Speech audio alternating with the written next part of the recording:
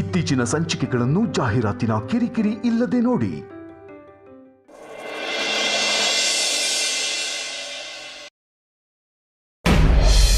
ಅಜ್ಜಿ, ಏನು ಹೇಳ್ತಿದ್ದೀರಾ ನೀವು? ವೈಜಯಂತಿ ಅಮ್ಮನ ಗಂಡನ ಬಗ್ಗೆ ನಿಮ್ಗೆ ಹೇಗೆ ಗೊತ್ತು? ನೀವು ತಮಾಷೆ ಮಾಡ್ತಿಲ್ಲ ತಾನೆ? ಅಯ್ಯೋ, ನಾನ್ಯಾಕೋ ತಮಾಷೆ ಮಾಡಲಿ? ಅದು ಇವಳು ಗಂಡನ ಬಗ್ಗೆ.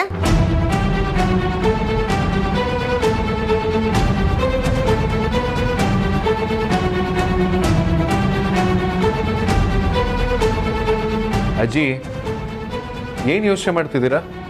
ಅಲ್ಲ ಕಣ, ವೈಜಯಂತಿ ದಿನ ಪೂರ್ತಿ ನನ್ನ ಜೊತೆಲೇ ಇರ್ತಾಳೆ. ಅವಳಿಗೆ ನನ್ನ ಬಗ್ಗೆ ಎಷ್ಟು ಗೊತ್ತೋ ಅಷ್ಟೇ ಅವಳ ಬಗ್ಗೆನೂ ನನಗೆ ಗೊತ್ತು.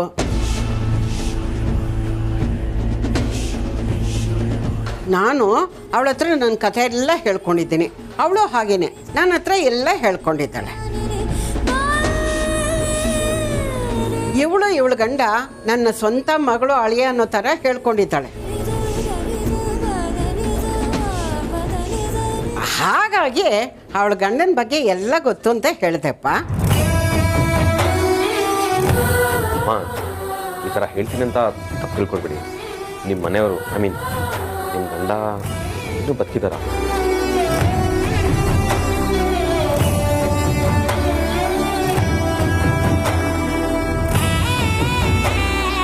ಅಲ್ಲಮ್ಮ, ನಿಮ್ಮ ಗಂಡ ಎಲ್ಲಿದ್ದಾರೆ ಹಾಗಾದ್ರೆ? ನೀವ್ಯಾಕೆ ಅವ್ರ ಜೊತೆ ಇಲ್ಲ? ಅವ್ರು ಬದುಕಿದಾರೆ ಅಂದಮೇಲೆ ನೀವಿಬ್ರು ಜೊತೆಲಿರ್ಬೇಕು ತಾನೆ? ಅಮ್ಮ, ಈಗ ಹೇಳ್ತೀನಿ ಅಂತ ಬೇಜಾರು ಮಾಡ್ಕೊಳ್ಬೇಡಿ. ಒಂಟಿಯಾಗಿರೋದಕ್ಕಿಂತ ನಿಮ್ಮ ಫ್ಯಾಮಿಲಿ ಜೊತೆ ಇದ್ದರೆ ಚೆನ್ನಾಗಿರುತ್ತೆ ಅಲ್ವಾ? ಅಲ್ಲ, ನಾವು ನಿಮ್ಮನ್ನ ಎಷ್ಟೇ ಚೆನ್ನಾಗಿ ನೋಡ್ಕೊಳ್ಬೋದು, ಎಷ್ಟೇ ಪ್ರೀತಿ ತೋರಿಸ್ಬೋದು, ಆದರೆ ಫ್ಯಾಮಿಲಿ ಜೊತೆ ಇರೋ ಸುಖನೇ ಬೇರೆ ಅಲ್ವಾ?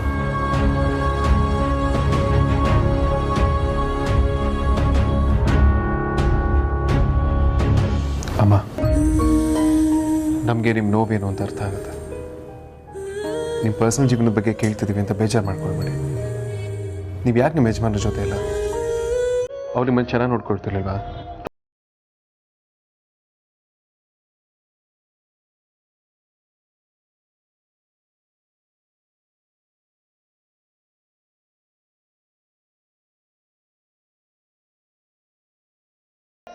ಅವ್ರು ನನ್ನನ್ನು ಚೆನ್ನಾಗಿ ನೋಡ್ಕೊಂಡಿಲ್ಲ, ತುಂಬ ಹಿಂಸೆ ಕೊಟ್ಟಿದ್ದಾರೆ ಅಂದರೆ ಅದು ದೊಡ್ಡ ಅಪರಾಧ ಆಗುತ್ತೆ.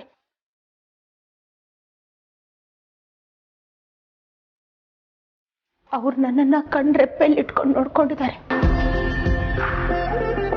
ದೇವರಂಥ ಮನುಷ್ಯರು ಅವರು. ಹಾಗಾದ್ರೆ ನೀವ್ಯಾಕೆ ಅವರಿಂದ ದೂರ ಆಗಿದ್ದೀರಾ? ಅಷ್ಟು ಒಳ್ಳೆಯವ್ರಂದ್ರೆ ಅವ್ರ ಜೊತೆನೇ ಇರ್ಬೋದಾಗಿತ್ತಲ್ವಾ? ಈ ಪ್ರಪಂಚದಲ್ಲಿ ಯಾವುದು ನಾವು ಅನ್ಕೊಂಡ ಹಾಗಾಗಲ್ಲ. ಅನ್ಕೊಳ್ಳೋದು ಒಂದಾದ್ರೆ ಅದಾಗೋದೇ ಒಂದು ಅಲ್ವಾ? ಆಗುತ್ತೆ ಅಂತ ಭ್ರಮೇಲಿ ಬದುಕೋಕ್ಕಿಂತ ಆಗಲ್ಲ ಅನ್ನೋ ವಾಸ್ತವದಲ್ಲಿ ಬದುಕೋದು ತುಂಬ ಒಳ್ಳೆಯದು.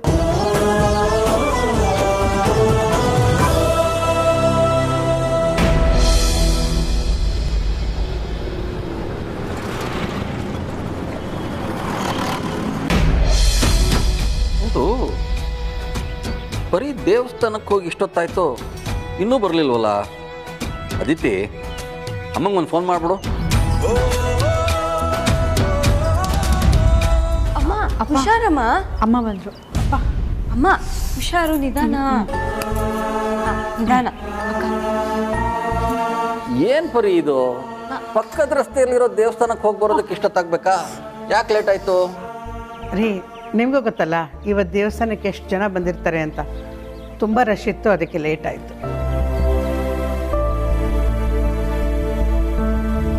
ಅಮ್ಮ ಯಾಕೆ ಕುಣ್ಕೊಂಡು ಬಂದೆ? ಕಾಲೇನಾದ್ರು ಏಟ್ ಮಾಡ್ಕೊಂಡಿದ್ಯಾ? ಅದಿತಿ, ನನ್ನ ಕತೆ ಗೊತ್ತಿಲ್ವೇನೋ ನಿನಗೆ? ಆಗಾಗ ಕಾಲು ಹುಡುಕ್ತಾ ಇರುತ್ತೆ, ನೋವಾಗ್ತಿರುತ್ತೆ, ಏನೋ ಒಂದು ಆಗ್ತಾ ಇರುತ್ತೆ. ಹಾಗಿದ್ಮೇಲೆ ಇವತ್ತು ಯಾಕೆ ದೇವಸ್ಥಾನಕ್ಕೆ ಹೋಗಿದ್ದೆ ಪರಿ? ಇನ್ನೊಂದು ದಿವಸ ಆರಾಮಾಗಿ ಹೋಗಿ ಬರ್ಬೋದಾಗಿತ್ತಲ್ವಾ? ರೀ, ನಾನು ದೇವಸ್ಥಾನಕ್ಕೆ ಹೋಗೋವಾಗ ಚೆನ್ನಾಗೇ ಇದ್ದೆ, ವಾಪಸ್ ಬರೋವಾಗ ನೋವಾಗಿದ್ದು ಅಷ್ಟೇ. ಪಾ, ನೀವು ಅಮ್ಮನ ಮಾತು ಕೇಳಬೇಡಿ. ಅಮ್ಮ ಬರೀ ಸುಳ್ಳು ಹೇಳ್ತಾ ಇದ್ದಾಳೆ. ಏನೋ ಸುಳ್ಳು ಹೇಳ್ತಾ ಇದ್ದಾಳ? ಬರೀ ಅಂಜು ಹೇಳ್ತಾ ಇರೋದು ನಿಜಾನ?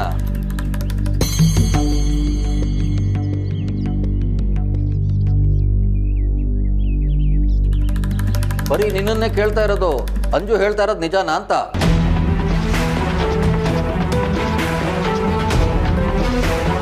ಅಪ್ಪ ನೀವೇನ್ ಕೇಳಿದ್ರು ನನ್ನನ್ನ ಕೇಳಿ, ಅಮ್ಮನ್ನೇನು ಕೇಳಬೇಡಿ.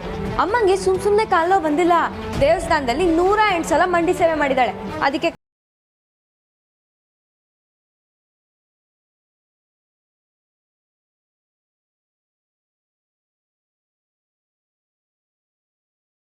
ನಿನಗೆ ಒಂಚೂರು ಅರ್ಥನೇ ಆಗೋದಿಲ್ವಾ? ಬಾಯಲ್ಲಿ ಮೊದಲು ಕೂತ್ಕೋ. ಅಲ್ಲ, ಮೊದಲೇ ನಿನ್ನ ಆರೋಗ್ಯ ಸರಿ ಇಲ್ಲ ಅಂತ ನಿನಗೆ ಗೊತ್ತಿದೆ. ಆದ್ರೂ ಅಂಥದ್ರಲ್ಲಿ ಈ ಸಾಹಸ ಯಾಕಬೇಕಿತ್ತು? ಅಷ್ಟಕ್ಕೂ ಮಂಡಿ ಸೇವೆ ಮಾಡುವಂತ ಅನಿವಾರ್ಯತೆ ಆದ್ರೂ ಏನಿತ್ತು ನಿನಗೆ? ಅನಿವಾರ್ಯತೆ ಇತ್ತು ರೀ. ನಮ್ಮ ಆರ್ತಿ ಸೀಮಂತ ಯಾವ ತೊಂದರೆನೂ ಇಲ್ಲದೆ ನೆರವೇರಲಿ, ನಾವು ಆ ಕಾರ್ಯಕ್ರಮಕ್ಕೆ ಹೋಗಿ ಬಂದರೆ ಮಂಡಿ ಸೇವೆ ಮಾಡ್ತೀನಿ ಅಂತ ಹರಕೆ ಹೊತ್ಕೊಂಡಿದ್ದೆ.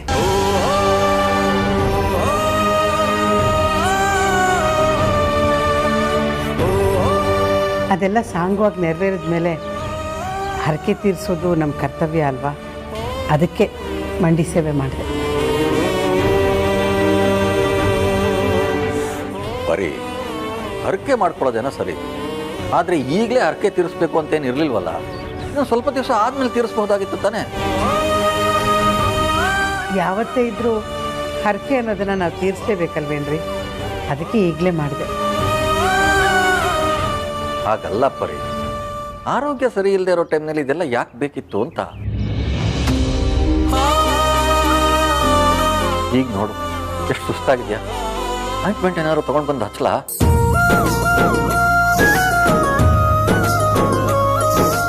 ಏಯ್, ನೀನು ಯಾಕೆ ನಗ್ತಾ ಇದೆಯಾ?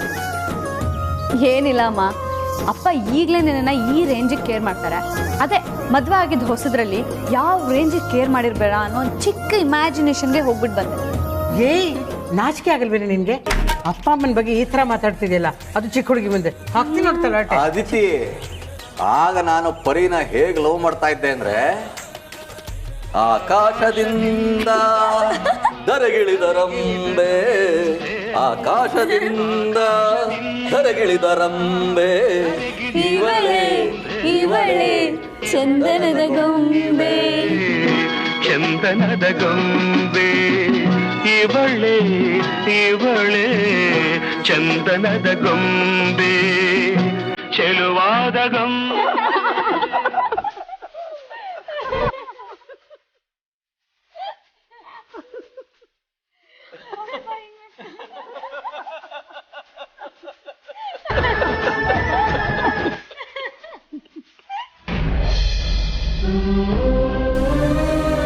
ಅದಕ್ಕೆ ನಾನು ವಾಸ್ತವದಲ್ಲಿ ಬದುಕ್ತಾ ಇದ್ದೀನಿ. ಅಮ್ಮ, ನೀವೇನೇನು ಹೇಳ್ತೀರಾ ಅಂತ ನನಗೆ ಅರ್ಥ ಆಗಲಿಲ್ಲ. ಏನೂ ಇಲ್ಲಪ್ಪ, ನನ್ನ ಹಣೆ ಬರ ಚೆನ್ನಾಗಿಲ್ಲ ಅಂತ ಹೇಳಿದೆ ಅಷ್ಟೆ.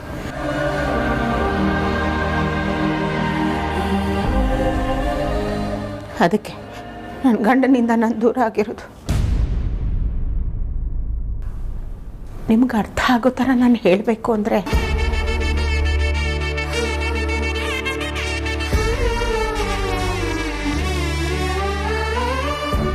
ಸುಮಾರು 25 ವರ್ಷಗಳ ಹಿಂದೆ ನಮ್ಮ ಮನೇಲಿ ಬೆಂಕಿ ದುರಂತ ನಡೀತು. ಆ ದುರಂತದಲ್ಲಿ ನಾನು ನನ್ನ ಗಂಡ ಬೇರೆ ಆಗ್ಬೇಕಾಗಿ ಬಂತು.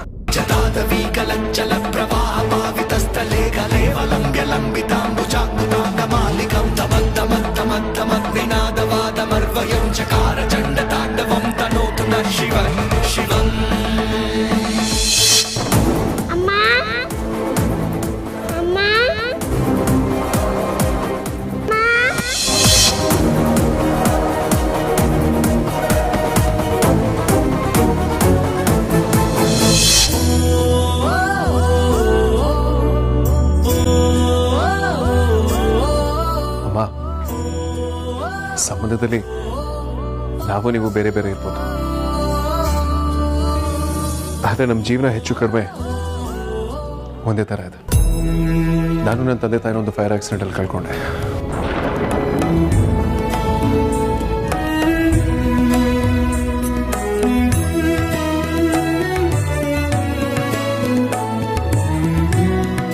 ದುರಂತ ಅಂದರೆ ಇದೇ ಅನಿಸುತ್ತೆ. ಮಕ್ಕಳು ಕಣ್ಣು ಮುಂದೆ ಇದ್ದರೂ ನಾನೇ ನಿಮ್ಮ ಹೆತ್ತ ತಾಯಿ ಅಂತ ಹೇಳ್ಕೊಳಕ್ಕಾಗ್ತಿಲ್ಲ. ವೇದಾಂತ್ ನನ್ನ ಕಂದ. ನೀನು ಅನ್ಕೊಂಡ ಹಾಗೆ ನಿಮ್ಮ ಅಪ್ಪ ಅಮ್ಮ ಇನ್ನೂ ಸತ್ತಿಲ್ಲ, ಬದುಕಿದ್ದಾರೆ.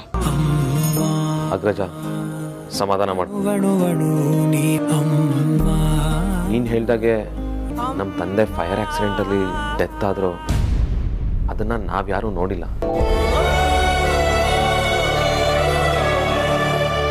ಆದರೆ ನಮ್ಮಮ್ಮ ಮಾತ್ರ ಇನ್ನೂ ಬದುಕಿದ್ದಾರೆ, ಅದಂತೂ ಪಕ್ಕ.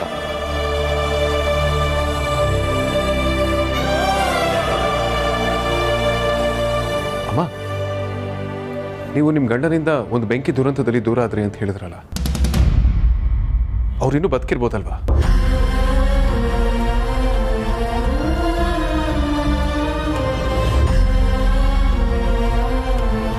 ಅಮ್ಮ, ಅವ್ರ ಬಗ್ಗೆ ನಿಮ್ಗೆ ಏನಾದರೂ ಗೊತ್ತಿದ್ರೆ ಹೇಳಿ, ಅವ್ರನ್ನ ನಾನು ಹುಡುಕೊಡ್ತೀನಿ.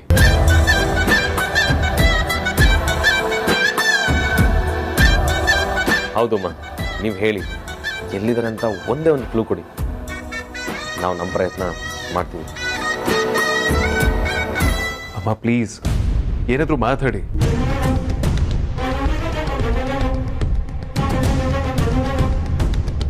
ಇಲ್ಲಪ್ಪ, ನನಗೆ ಅವ್ರ ಬಗ್ಗೆ ಏನೂ ಗೊತ್ತಿಲ್ಲ.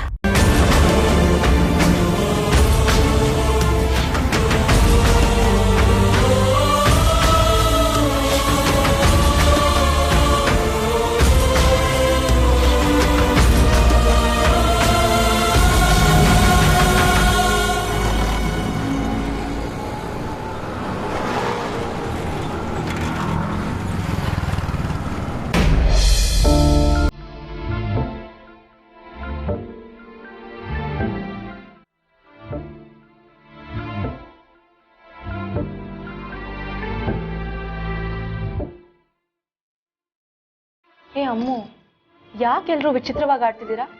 ಏನಾಗಿದೆ ನಿಮ್ಗೆಲ್ಲ? ಯಾಕಕ್ಕ? ನಾನು ಅಪ್ಪ ಅಮ್ಮನ ಹತ್ರ ಅದಿತಿ ವಿಚಾರವಾಗಿ ಮಾತಾಡ್ದೆ. ಅವ್ರು ನೋಡಿದ್ರೆ ಅವಳ ಬಗ್ಗೆ ಏನು ಆಸಕ್ತಿನೇ ತೋರಿಸ್ತಿಲ್ಲ. ಅದಿತಿನ್ ಕೇಳಿದ್ರೆ ನನ್ನನ್ ಏನು ಕೇಳ್ಬೇಡ, ಎಲ್ಲ ಅಮ್ಮು ಅಕ್ಕಂಗ್ ಗೊತ್ತಿದೆ, ಅವಳೇ ಹೇಳ್ತಾಳೆ ಅಂತ ಹೇಳಿದ್ಲು. ಅಮ್ಮು, ನನ್ಗಿಲ್ ಏನ್ ನಡೀತಿದೆ ಅಂತಾನೆ ಅರ್ಥ ಆಗ್ತಾ ಇಲ್ಲ. ಏನು ಸರಿ ಇಲ್ಲ ಅಂತ ಅನಿಸ್ತಿದೆ.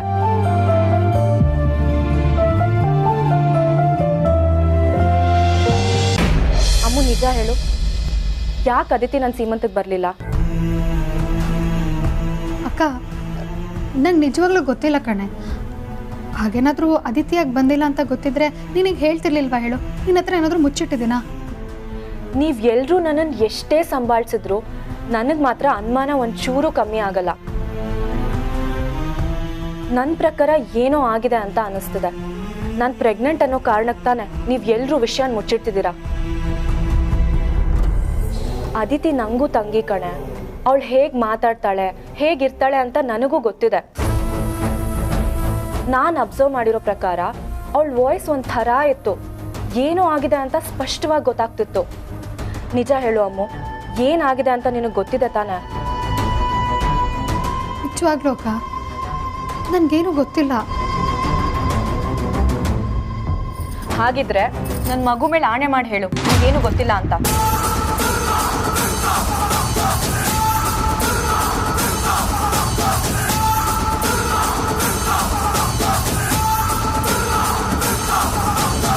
ಅಮ್ಮು, ನಿನ್ನೆ ಕೇಳ್ತಿರೋದು, ಆಣೆ ಮಾಡು.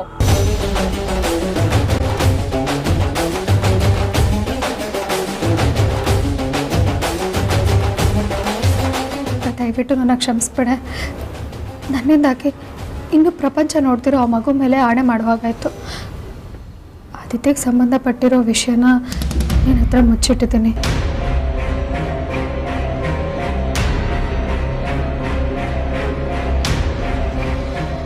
ಏನ್ ಹೇಳ್ತಿದ್ಯಾ ಅಮ್ಮು?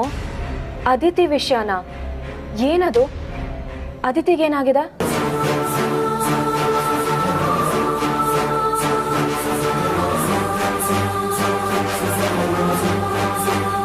ಈಗ ವಿಷಯ ಬಿಡು ಅಕ್ಕ, ಸಮಯ ಬಂದಾಗ ನಾನೇ ಹೇಳ್ತೀನಿ.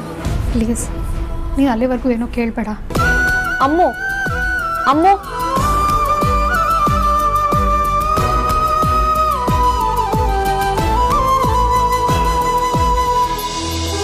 ಎಲ್ರಿಗೂ ಏನಾಗಿದೆ ಏನು ಅಂತಲೂ ಬಿಡ್ಕೊಡ್ತಾ ಇಲ್ಲ, ಏನೂ ಹೇಳ್ತಿಲ್ಲ.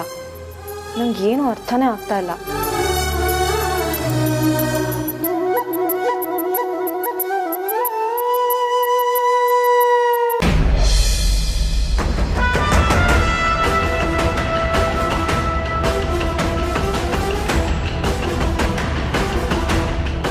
ಈಗಾಗಲೇ ನಾನು ನಿನಗೆ ಸುಮಾರು ಸಾರಿ ವಾದ್ ಮಾಡಿದ್ದೀನಿ ವೈದೇಹಿ. ನೀನು ನನ್ನ ಮಾತನ್ನ ಸೀರಿಯಸ್ ಆಗಿ ತಗೊಂಡಿಲ್ಲ ಅನ್ಸುತ್ತೆ. ಇಂಥ ಗೇಮ್ ಎಲ್ಲ ನನ್ನ ಹತ್ರ ಇಟ್ಕೋಬೇಡ.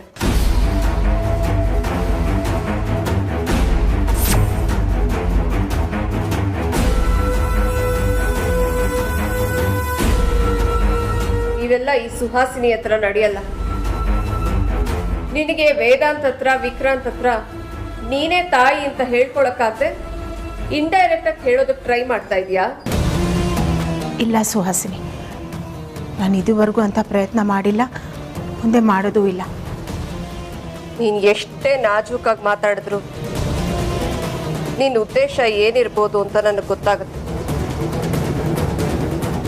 ನಿನ್ನ ಮಾತಿನ ಧಾಟಿ ಬೇರೆ ಇರ್ಬೋದು, ಆದರೆ ಅದರ ಒಳ ಅರ್ಥ ನನಗೆ ಗೊತ್ತಾಗಲ್ಲ ಅಂದ್ಕೊಂಡಿದ್ಯಾ? ನೀನು ಬೇಕು ಬೇಕು ಅಂತಾನೆ ವೇದಾಂತ್ ಹತ್ರ ನಿನ್ನ ಗಂಡ ಫೈರ್ ಆಕ್ಸಿಡೆಂಟಲ್ಲಿ ತೀರೋದ್ರು ಅಂತ ಹೇಳಿದೆ. ನೀನು ತಪ್ಪು ತಿಳ್ಕೊಂಡಿದ್ಯಾ, ನಾನು ಖಂಡಿತ ಆ ಉದ್ದೇಶದಲ್ಲಿ ಹೇಳಲಿಲ್ಲ. ವೈದೇಹಿ, ಸುಮ್ಮನೆ ನನ್ನನ್ನು ಕನ್ಫ್ಯೂಸ್ ಮಾಡೋದಕ್ಕೆ ಟ್ರೈ ಮಾಡಬೇಡ. ನೀನು ಹಾಗೆ ಹೇಳಲಿಲ್ಲ ಅಂದ್ರೆ ವೇದಾಂತ್ ಯಾಕೆ ನನ್ನ ತಂದೆ ತಾಯಿನೂ ಫೈರ್ ಆಕ್ಸಿಡೆಂಟಲ್ಲಿ ತೀರೋದ್ರು ಅಂತ ಹೇಳ್ತಾ ಇದ್ದ?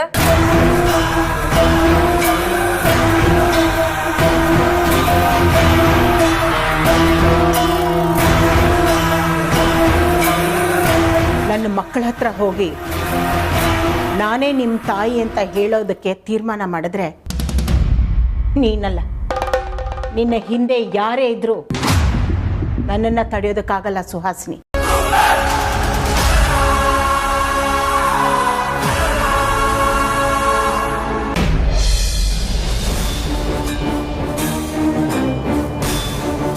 ನಾನು ಇಷ್ಟು ದಿನ ಆದರೂ ಈ ಮಾತನ್ನು ಯಾಕೆ ಮುಚ್ಚಿಟ್ಟಿದ್ದೀನಿ ಗೊತ್ತಾ?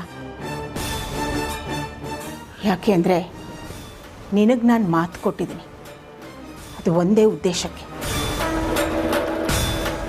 ನನಗಾಗಲಿ ನನ್ನ ಗಂಡ ಸೂರಿಗಾಗಲಿ ಕೊಟ್ಟಿರೋ ಮಾತನ್ನು ಉಳಿಸ್ಕೊಳ್ಳೋ ಅಭ್ಯಾಸನೇ ಹೊರತು ಅದನ್ನು ಮೀರೋದಲ್ಲ. ಒಂದು ವಿಷಯ ಅರ್ಥ ಮಾಡ್ಕೋ ಸುಹಾಸಿನಿ, ಸುಳ್ಳನ್ನು ತುಂಬ ದಿನ ಸೆರಗಿನಲ್ಲಿ ಕಟ್ಕೊಂಡಿರೋಕ್ಕಾಗಲ್ಲ. ಯಾವತ್ತಿದ್ರೂ ಭಸ್ಮ ಆಗೋದೆ. ಹಾಗೆ ಸತ್ಯ ಕೂಡ ತುಂಬ ದಿನ ಬಚ್ಚಿಡೋಕ್ಕಾಗಲ್ಲ. ಸದ್ಯದಲ್ಲೇ ನನ್ನ ಮಕ್ಕಳಿಗೆ ಸತ್ಯ ಗೊತ್ತಾಗುತ್ತೆ, ನಾನೇ ಅವ್ರ ತಾಯಿ ಅಂತ. ಅಷ್ಟೇ ಅಲ್ಲ, ನನ್ನ ಗಂಡ ಸೂರಿ ಕೂಡ ವಾಪಸ್ ಬರ್ತಾರೆ.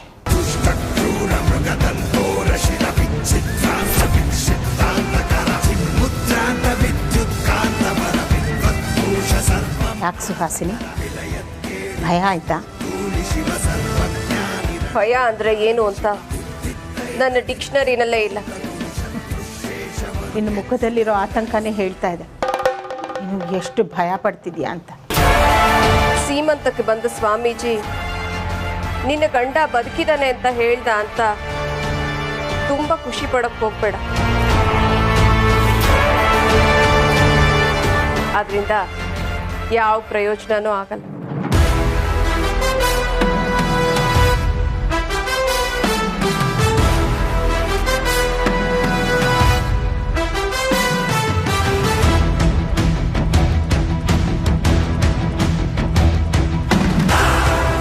ಆಕಾಶದಲ್ಲಿರೋ ಸೂರ್ಯ ಕೂಡ ತಾನು ಸುಟ್ಟು ಪ್ರಪಂಚಕ್ಕೆ ಬೆಳಕು ಕೊಡ್ತಾನೆ.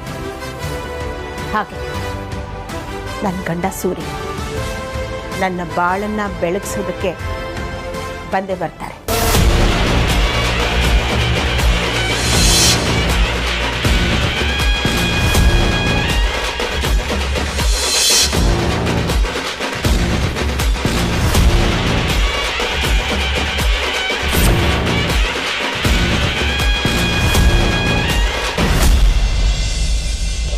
ಬಜಾರಿ ಕಾಫಿ. ಬಂದೆ ರೈ. ವಾವ್, ಒಳ್ಳೆ ಸರ್ಪ್ರೈಸ್ ಬಜಾರಿ. ಫಸ್ಟ್ ಟೈಮ್ ಅನ್ಸುತ್ತೆ ನಾನು ಕೇಳಿದ ತಕ್ಷಣ ತಂದು ಕೊಡ್ತಾ ಇದೆಯಾ? ಆಹಾ, ಸುಭದ್ರ ಕಣಯ್ಯ ನೀನು. ಕಮ್ಮಿ ಅಂದರೂ 1000 ಸತಿ ನೀನು ಕೇಳಿದ ತಕ್ಷಣ ತಂದ್ಕೊಟ್ಟಿದ್ದೀನಿ. ಆದರೆ ಇವತ್ತು ಫಸ್ಟ್ ಟೈಮ್ ಅಂತ ಇದೆಯಲ್ಲ. ಅದಕ್ಕೆ ಬೆಳಗ್ಗೆ ಜಗಳ ಮಾಡ್ತೀಯ? ಪರವಾಗಿಲ್ಲ ಬಿಡ. ಈ ಬಜಾರಿ ಕಾಫಿ ಕೇಳಿದ್ರೆ ಕಷಾಯ ತಂದು ಕೊಟ್ಟಿದ್ಯಲ್ಲ. ಸಾಕು ಸುಂದರಯ್ಯ, ನೀನು ಕೇಳಿದಾಗ ಕಾಫಿ ಮಾಡ್ಕೊಂಡು ತೊಗೊಂಬರೋದಕ್ಕೆ ನನ್ನೇ ನಿಮ್ಮ ಮನೆ ಕೆಲಸದೋಳು ಅಂದ್ಕೊಂಡಿದ್ಯಾ? ತಗೊಳ್ಳಿ ಧ್ರುವ, ಹಠ ಮಾಡಬಾರ್ದು ಪ್ಲೀಸ್. ಹಾಗೆ ಮಾಡಬೇಡಿ, ಒಂದು ಸ್ವಲ್ಪ ತಿನ್ನಿ. ಧ್ರುವ ಅಮ್ಮ, ಏನಾಯ್ತು? ತಿಂಡಿ ತಿಂತಿಲ್ಲ? 3-4 ದಿನ ಆಯಿತು, ಸರಿಯಾಗಿ ಊಟ ತಿಂಡಿ ಮಾಡ್ತಾ ಇಲ್ಲ. ತುಂಬ ಹಠ ಮಾಡ್ತಾ ಇದ್ದಾರೆ ಇವರು. ಯಾವತ್ತೂ ಧ್ರುವ ಅವರು ಹೀಗೆ ಮಾಡಿದ್ದಲ್ಲ.